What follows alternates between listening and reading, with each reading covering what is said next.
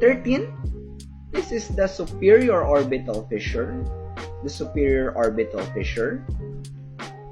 14 is Meckel's cave. Meckel's cave. And 15 here is the foramen of Glushka.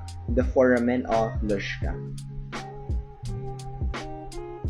16 here, we encounter this midline bony structure. This is the Crista Galli.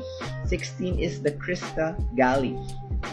17, coming into view, this is the pituitary fossa, which, as the name suggests, seats or houses the pituitary gland. 18, this is already the pons. The medulla oblongata inferiorly has already ended, and we now encounter the second of the three parts of the brainstem, which is the pons.